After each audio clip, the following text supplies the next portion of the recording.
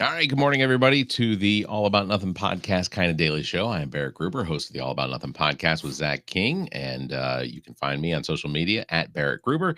Joined with me is Mr. Bill Kimler, host of Black, White, and Blue in the South with Dr. Jamil Brooks. You can follow him at Political Bill SC. We record here and go live every Tuesday and Thursday at 5:30 Eastern to bring you our interpretation of what this world is right now. Right, Bill? Yeah. I would like to open up talking about the little text messaging we did to each other yesterday and how you expressed interest in wanting to hold my hand. And I figured we would explore that topic a little further here on this show. You know, sometimes you listen to the Beatles and you hear one particular song and it gets into your head and look, you can't break the cycle. I don't know that it was particularly holding hands. It was you realize I never responded after that. Once you propositioned me like that, I had to take some time, reflect it, and I'm here to say, okay. Okay. Yes. Okay. So you accept you will take my ring. No, I just thought it was because I actually what happened, I had been watching Kimmel's opening monologue, and in that he did a segment of his monologue with two twins, identical, what they call mirror twins, that when together they're almost completely in sync. They're synchronous in speaking and mannerisms and things like that. One of them's left-handed, the other one's right-handed. Like they are complete mirrors of each other, even down to some of the actual thought process involved with speaking. And it was very interesting to see that segment and how, I don't know. Honestly, when I was watching the whole thing, I thought it was a joke. I thought it was just a gag. It was a bit. But I'm sure as the father of twins, you paid special attention to that segment. I never want to see my twins go synchronous. I never. Right. That is something that would. So you sent me a clip of the two of them standing side by side talking about a story, and while it wasn't perfect synchronicity, there was enough overlap in their statements that you would have thought they had both prepared a script and were reading from the script. Yeah. It kind of seemed like it, but that wasn't the case. So then later that day, I was reading a scientific magazine, Discover magazine, and in it was a research article done about how brains get into alignment in social situations. Yeah. And they've actually can measure this, that complete strangers, once they arrive at a connection, they can actually measure an alignment in certain brain patterns that stay afterwards. And it's enhanced by physical contact, like holding hands or something like that. And they can actually see biological differences in both subjects when testing. And so I think that's what Barrett was referring to about holding hands. He's like, that's just a natural gesture of when you go to shake your hand. How do we know that wasn't an evolutionary aspect of getting your brains in sync just slightly? Like you just know it, but you didn't know why you're doing it. Yeah. You have to have that physical contact. So it was an interesting thing to ponder and a very coincidental article to stumble across after you had sent me that twins thing. And I'm wondering, what if they had studied this same effect among twins, and would they find, even sharper biological brainwave alignment? And for this one, maybe they're off the scale in terms of whatever it was they measured. Yeah. You get these synchronous twins. Yeah, because you have to imagine that. Honestly, I would have to imagine that their brains probably give off some of the same electro, responses when wearing those caps. Yeah. And that theirs are probably more in sync. The actual speaking and the hand movements and gestures and things like that, those probably are not as quick as what their brains would probably show as far as the similarities in brainwaves. I think I think that's absolutely just extremely interesting. Because, well, on another note, I just want to say, Barrett, how much I appreciate having somebody like you I can send stupid shit to. I mean, my wife has a great sense of humor, and we send each other funny crap all day long. But there are just some things I can't send my wife. Yeah. Like I can't send my wife an F, Marry, Kill graphic meme, right? I can't do that. So to have you as that outlet has made my day, and I appreciate the swapping of the weird shit that we see on the internet. It is very much appreciated. For the record, it was JD Vance's fuck, marry, kill, which was fuck the couch, marry his wife, and then kill the Pope. JD Vance is on a world tour. JD Vance is I don't remember a lot of Kamala Harris or Joe Biden doing all of the travels that JD Vance seems to be doing. Kamala in this did. First She traveled a lot to South America, try to solve some problems. That's true. JD Vance is not solving shit. He's just traveling, seeing the world. You know, like he tries to go to Greenland and goofs up that trip, goes to Rome, kills the Pope. Who knows what he's doing in India right now? So they're just trying to keep him, because after he dropped the NCAA trophy, the football trophy, when they brought the Ohio State players in and he dropped and broke it, they said, that's it. We're sending you on a world tour, JD. Get you out of our country because you're just a disaster. He is he's good old fumbly JD. Tell me that's not what's happening. Come on. You think it's a coincidence? No, I think the likelihood is that, because I mean, I don't pay a whole lot of attention to when the White House announces when, you know, people are traveling or whatnot. Even under Biden or Obama, I would hear that, you know, Obama's going to China or Obama's going to wherever, or that they were sending Biden somewhere. But like, I never really paid attention to it. And just recently with JD, like that's the third or fourth story in the news cycle is, you know, he met with the Pope. And then all of the memes and everything. As you heard on our last episode, that JD Vance bit I heard, where he went to the donut shop, you can tell he is just the great human interactor, and he's a tremendous negotiator. And I'm sure he's winning people over left and right. What do we get? He probably went up to the Pope. So, Pope, how long you been a Pope? Here? Oh, good. Like, I'm sure that's how it went down, and the Pope just had a stroke and died. Okay, this Pope doesn't want to be on camera, so guys, if we'll just edit that out. Right. The Pope. How long the Vatican been here? Good. You never know when you walk into a Vatican if it's been here 2 years or 20 years. You know, good. Yeah. No, it feels like it definitely feels as though that JD Vance is the exact representation of what in my head Ohio is a lot of the time. Like people from Ohio, there's a weird interaction with them when they maneuver themselves out of Ohio. That's nothing against Ohio. I mean, okay, a lot against Ohio, but I am sorry, Ohio, the state of Ohio, that JD Vance is what you all are now represented by. I mean, how does Ohio think about the fact that JD Vance broke their trophy? He fumbled and broke their trophy.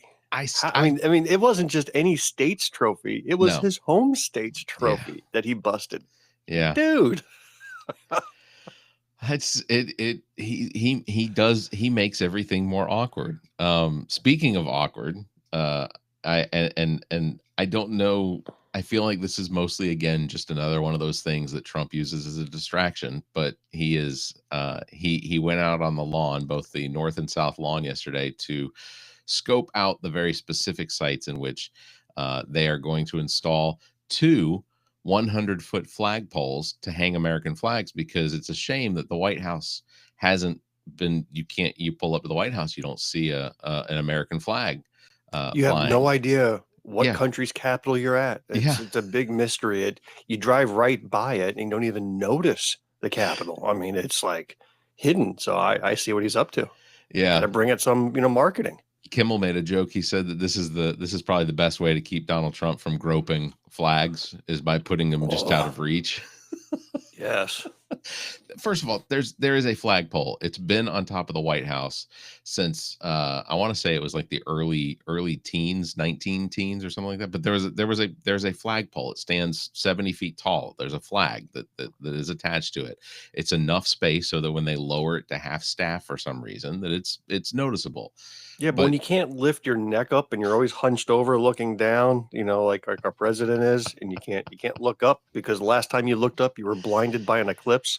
So you've decided not to look up for the rest of your life. You're never going to see that flag, and you think it doesn't exist. Just to recognize how absurd this is. There aren't a lot of buildings in Washington D.C. that are 100 feet tall.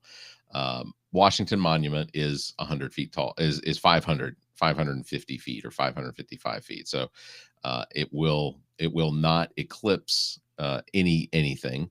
But it will be 2 flagpoles flying giant American flags will be noticeable from almost all points in Washington, D.C. You think it'll be bigger than that Confederate flag up in Spartanburg that you drive by every time you're on the highway? I think, yeah. I don't. I'd have to look up to see how tall it is. It's either they will be, I assume, taller than the American flag that flies at the Camping World here in Columbia, or the American flag that is near the Villages in north of Tampa, which is huge because you have no, it's not an American flag. I apologize. I think the one near Tampa, and somebody can correct me on this. I don't think it's an American flag. I think it's a Confederate flag. If only we knew somebody who knows Tampa. Yeah. Where is Matt V when you need him? I think it's a Confederate flag, and directly across the highway. So this is just an anecdote of that. We were coming back from back in 2021 or 2022. We were coming back from one of the spring training games in down in Northport where the Braves were playing, and just happened to notice it was after a hurricane, or it was a season after the hurricane, and we're driving north on 75 coming towards the Villages. And the Villages, of course, is a huge retirement community in Florida, which actually has a lot of like 40 and 50-year-olds now living in it too. But huge retirement community. But in fairness, they look like they're 70 and 80. So well, yeah, the Florida sun's leather weird. skin, burnt out looks. Yeah. It's unsurvivable. That's why people go to Florida to die. But so we're driving back, and I see the huge Confederate flag, and I remember, of course, the hurricane, and I remember a story about how both the hurricane and this enormous cross that stood across the highway from it had both been damaged in the hurricane. But when we were coming back, the flag pole had been repaired. There was a new flag that was flying, and but the cross was still missing an arm of the cross after like 6 months after this hurricane.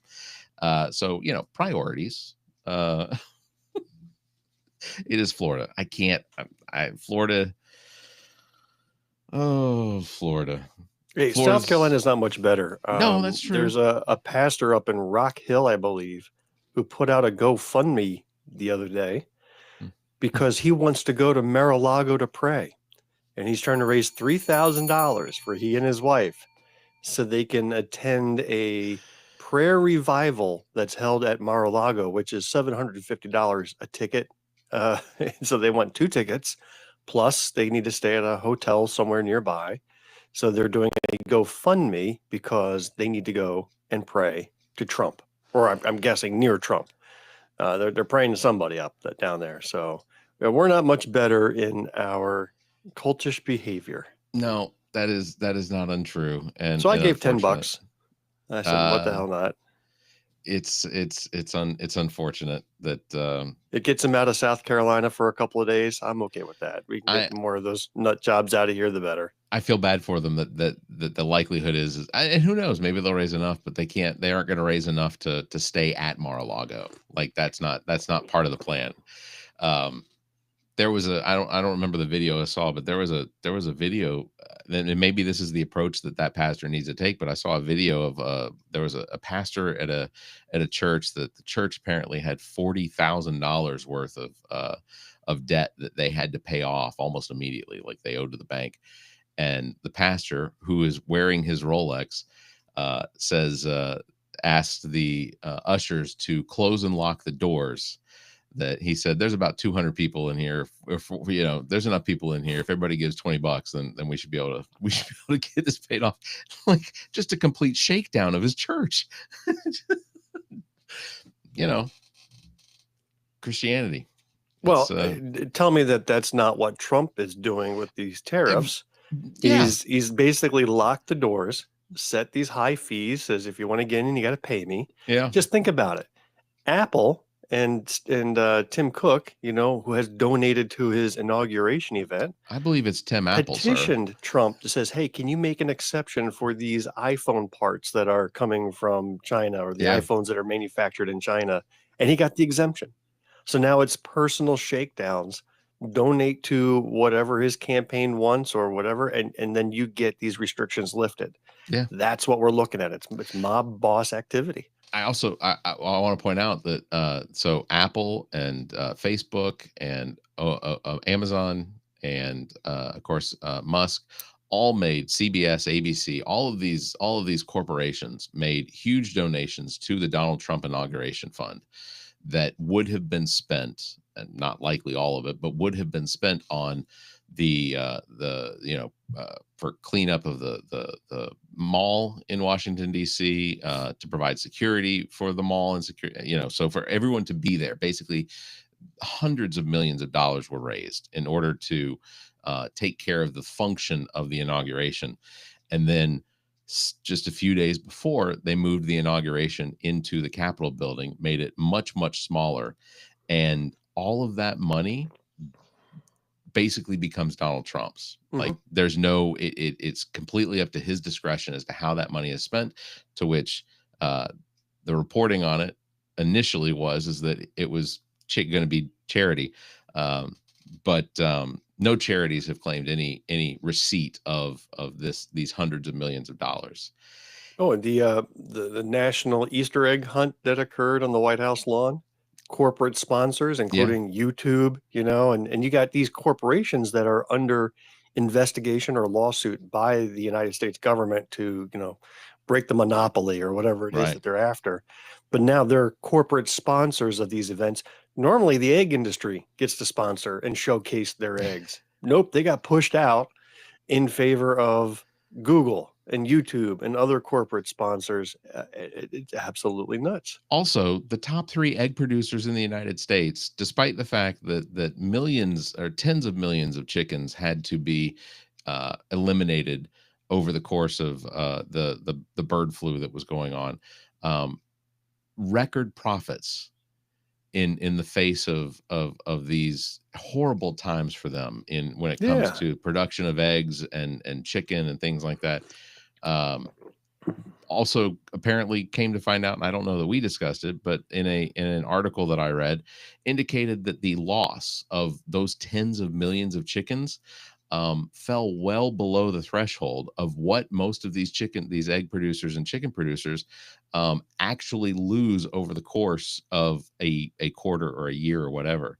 So like, it had almost no impact on them financially, except in the black margin, in the positive margin of their accounting.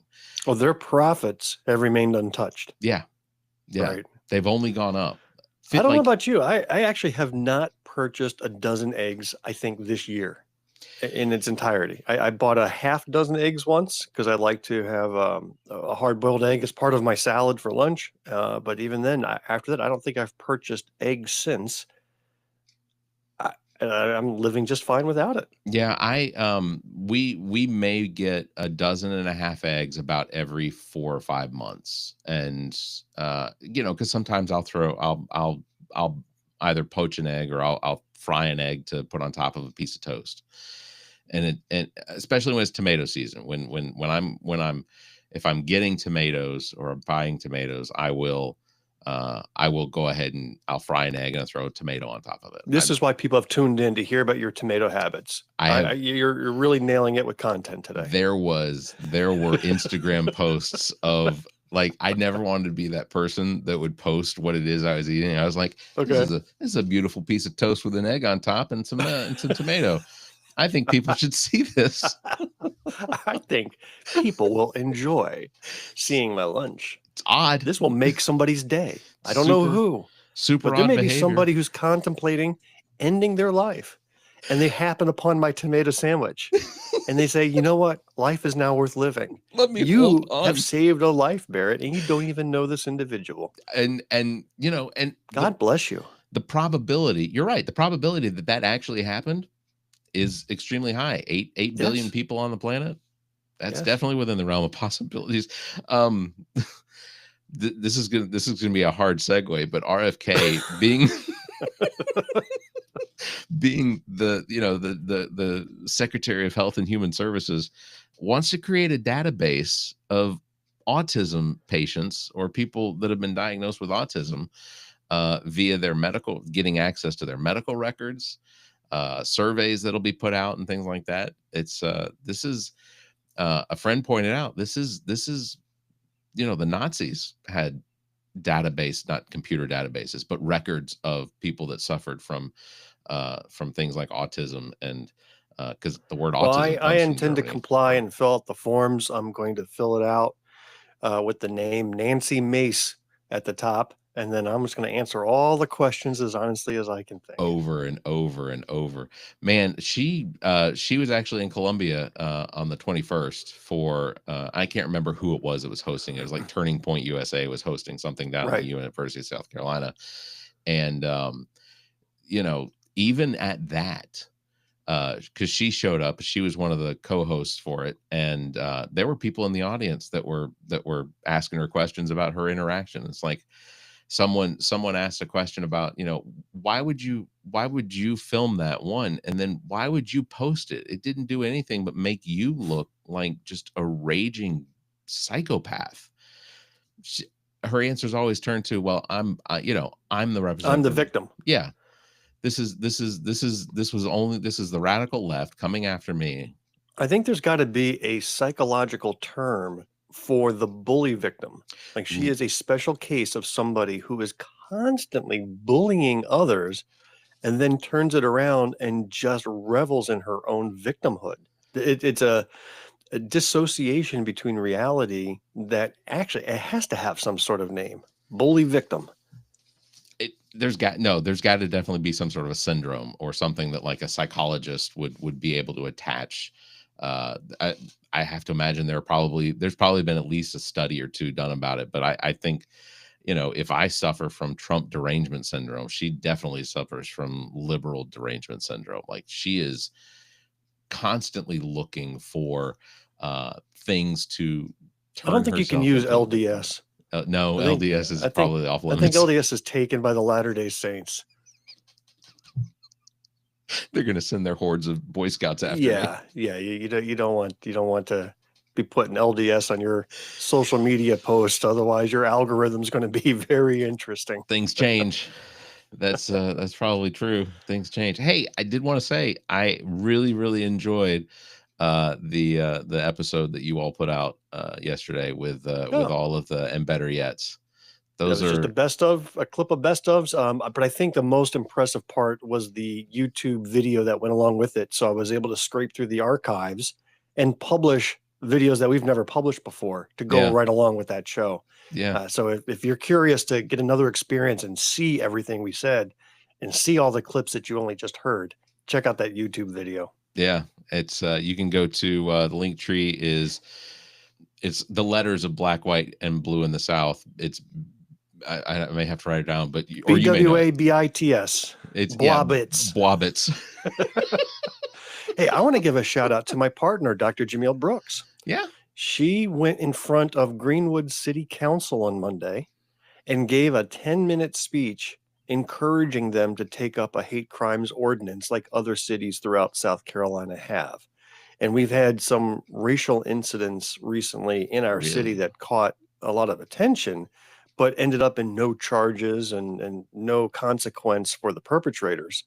So she's sensing, as part of the Black community, a rise in tensions, racial tensions. And she says this city council has the opportunity to enact a hate crimes ordinance to say that we come out very specifically against these types of actions. And she got front page in the paper from it. And next month, we'll see if they take it up and start to pass those motions. So congratulations to my partner for being a little civil activist. What's and that's awesome. But I hate the subject matter of it, the fact that it had to be brought up. But so what is your feeling on that as far as like Greenwood, and are you seeing a rise in some of this in I guess hate behavior? I'm a white guy that sits in my house all day, so I'm not able to comment on that because I'm not out in the community. I'm not a person of color. I'm not interacting every day. I don't have a spreadsheet to measure increase, decrease. So what I have to do is defer to those who are living that experience and support them. If they say that this is what's happening, I'm going to stand right by their side and says, okay, what can we do about it? Yeah. I think, and that's the same way I would probably feel, as far as, I can only respect what other people are saying that they feel. Like that's when it comes to social issues and things like that. If it's not impacting me directly, then I have to default to what it is I'm being told someone else is feeling. And if think of the messages our city puts out. We have a courthouse, and in front of that courthouse is a statue of a Confederate soldier, and it's a Confederate soldier memorial. And it was, when it was unveiled, what's the term that you call when you first unveil a statue? You don't inaugurate it. You do something with it. Anyhow, it's like when you smash the bottle on a boat, something like that. But they held a little service right around that memorial. This is going back to the late 1800s, I think, or early 1900s, but it was unveiled. And the judge at the time started talking about how how America has brought the Black savage from Africa and tamed him. Like, this was the dedication speech. That's what it was the dedication. And this judge gave the most racist dedication speech. And that is how this statue came about. That was its first day on the lawn of our courthouse.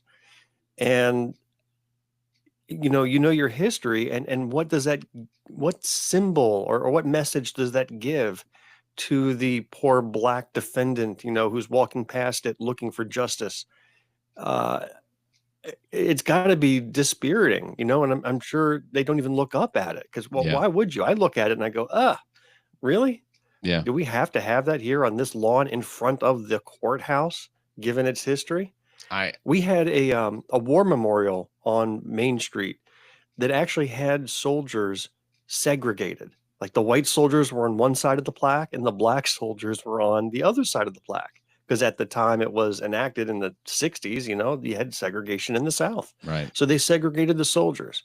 Somebody had to go through and secretly fundraise to create a new plaque so that just all the names were alphabetized, no more segregation, and then install it on this monument in the middle of the night and just do it. Right. And it caused some angst among historical Puritans. You really, really. They're like, why are you erasing history? And I was like, it's the dumbest argument ever. But, these are how changes have to be made. And I'm wondering if this Confederate monument that's sitting out there needs to have some sort of action. But no, instead, our South Carolina Republican lawmakers are passing these statue acts, heritage acts, to protect these racist statues and not to lose our heritage. Ridiculous. I'm the Braves lost the World Series in several years during the 90s, and I don't know of any statues or there are no placards or anything to say, hey, these are the losers from crap. I'm sorry, you're saying they don't have any National League champ banners floating around? Well, but that's the championship. They don't have any World Series champion runner-ups. Like, they don't have any. But that's what those those league championship banners are. They are loser flags. If you won the World Series, would you be hanging the National League banner? No, you'd be hanging the World Series banner. Well, So when I yeah. see, somebody, a team put up, we are AFC champs, that tells me you're Super Bowl losers. Sure, but it's not anything specific to being the Super Bowl I'm just loser. poking holes in your argument, know. buddy. I know where you're going. Ass. It's just not holding up. No way. Well, on that bombshell, I think we'll go ahead and wrap it up. But no, I'm constantly dumbfounded by the people that look for your heritage. Yes, you're part of the South. Maybe you were in a family that had slaves at one point, and if you're proud of that, then I think that sucks. I think that that's something that you should probably say, you know what, maybe that's part of my family's history that I prefer not to remember. My family fought in the Civil War to try and hold on to the grasp of slavery or to maintain a separate country from the United States. Again, that's another one of those things where I think maybe next show I'm going to tell you about my my family wasn't here. Heritage. No, I'm giving you an example. I thought you were being personal. No, my family wasn't in the United States when my family didn't. Neither my mother's side or my father's side came over until like the late 1800s, like 1880s, 1890s, and they were all in the Northeast. We were in New York and Connecticut and Pennsylvania. Story that I discovered earlier this year that my family came over in that same time period on my mother's side from Italy. And they immediately got to work on cotton farms in Arkansas. Yeah. Because the slaves were no longer around. Right. And they had these huge cotton plantations. And so the Italians from these villages in Italy moved right in and picked up the work. Yeah. And that is where I actually have pictures of my grandfather as a child of sharecroppers working in the fields of Arkansas. That's how we led to almost being related to someone that played on the Eagles. That's exactly the story. That's right. See, my memory sucks, but it's not that sucky. That's I do remember that. So, well, Bill, that's going to wrap it for today, I think. Yes. Reminder that Black, White, and Blue in the South, the second best of second best of episode, because you've done 2 of these now. Yes, this was or better yet, the again. Better yet. Yes. It was very entertaining, and absolutely agree that Dr. Jamil is extremely quick. Like the idea that she thought that you had AI'd me is, first of all, what a waste of AI. But that was hey, right. All that computational power just to mimic you. Okay. Riverside can actually do that now because I have enough voice recordings into Riverside. I can completely produce. I could write out an entire episard without having to. I want to hear it. I might do that. Let's I haven't recorded for Monday yet, so I might do that. All right. Big thanks for everybody for tuning in. Don't forget, you can follow me at Barrett Gruber and Bill at Political Bill SC. You can catch us live. Fill ChatGPT with transcripts so that not only is the voice AI generated, but the content as well. I would be very interested to hear what that would sound like. I'll see if I can work on that this weekend. I saw yesterday, I know we're dragging this out, but this was too good. A friend of mine posted on Facebook yesterday. It's just her husband, and a little 10-year-old, 11-year-old kid. And they were dressed up for Easter. Okay. She put that photo into ChatGPT and asked ChatGPT to write a roast about the family. Barrett, it was good. Like the roast that it produced was funny, spot on to the image that was uploaded, and polite, so it wasn't completely rude. Yeah. But it was great, and I was like, you know what? There's something here to this AI stuff. I know it's just jumbling up human knowledge and spitting out results, but it does a damn good job of it. There was a time in the last 2 or 3 years where the ChatGPT would not write anything insulting. It wouldn't talk about politics. It wouldn't disclose any information about. But now you can ask ChatGPT on. Now you have ChatGPT, in the shopping aisles of Ulta screaming at voters. No. I mean, that's how far it's gotten. If you were still on X, you have Gronk, and Gronk literally Grok. You can Grok, whatever. Not Gronk. Gronk is the former tight end of the. That's Patriots. true. but you can ask Grok who's the worst person on the planet or whatever, and it will flat out tell you Elon Musk, like its own owner, is the worst person on the planet. Well, how many of our kids have done the same to us? I mean, come on, that is a true sign of human intelligence. That is fair. That is fair. All right. Catch us live every Tuesday and Thursday. We'll be here 5:30 a.m. Eastern. Until next time, you all stay safe, be kind, and keep your hands to yourself. Yeah.